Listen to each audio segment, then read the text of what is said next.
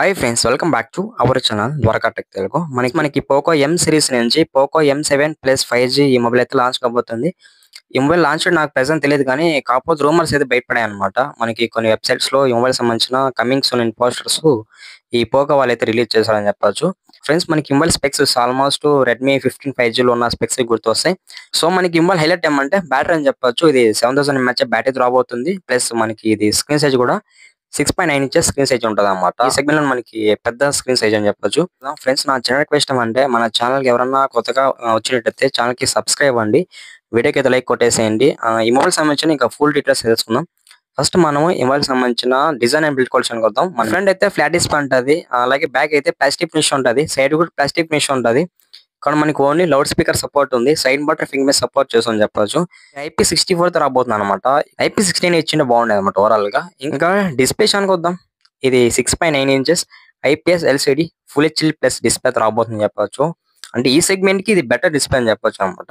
మనకి ఇక్కడ 144 Hz refresh rate support చేస్తామని చెప్తున్నారు. మనకి ఎల్ఎం సపోర్ట్ ఉంది, OTT ప్లాట్ఫామ్ ఆల్మోస్ట్ హెచ్డీలో మటుకే చూడొచ్చు. ఫుల్ హెచ్డీ సపోర్ట్ చేయదు, ఎందుకంటే display type just IPS LCD display కాబట్టి అదేసి ఫుల్ హెచ్డీ సపోర్ట్ చేయదు అనమాట. ఓన్లీ హెచ్డీలోనే వాచ్ చేయొచ్చు. కాకపోతే మనకి విజువల్స్ బాగుంటాయి అనమాట IPS LCD డిస్ప్లే. కానీ ప్రాసెసర్ విషయానికి వద్దాం. Qualcomm Snapdragon 6S Gen 3 processor మీద రాబోతుంది. బెటర్ ప్రాసెసర్ అని చెప్పవచ్చు ఈ సెగ్మెంట్. ఇదే ఇక్కడ హైలైట్ అనమాట ప్రాసెసర్. చెప్పే కదా మీకు, పోగా అంటే పర్ఫార్మెన్స్ మీద ఎక్కువ ఫోకస్ చేస్తారన్నమాట. ఇది 6 nm బిల్డ్ ప్రాసెసర్. మనకి మల్టీ టాస్కింగ్ కి అలాగే డే టు డే యూజింగ్ కి కొంచెం బాగానే ఉంటుంది అనమాట.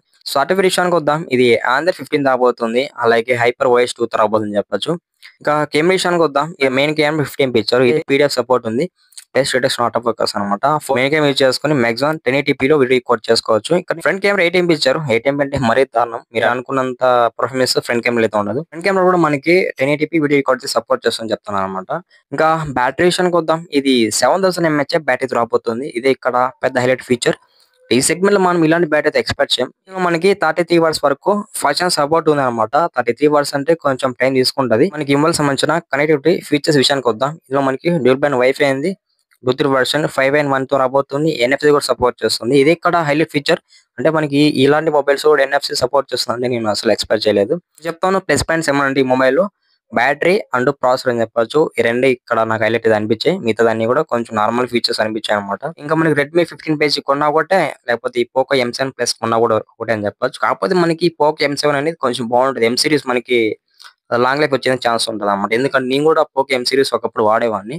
ఫ్రెండ్స్, లాస్ట్ వరకు మన వీడియోని మీరు వాచ్ చేస్తుంటే వీడియోకి లైక్ కొట్టేసి ఛానల్ కి సబ్స్క్రైబ్ అవ్వండి. ఇదే మీరు చేసే పెద్ద సపోర్ట్.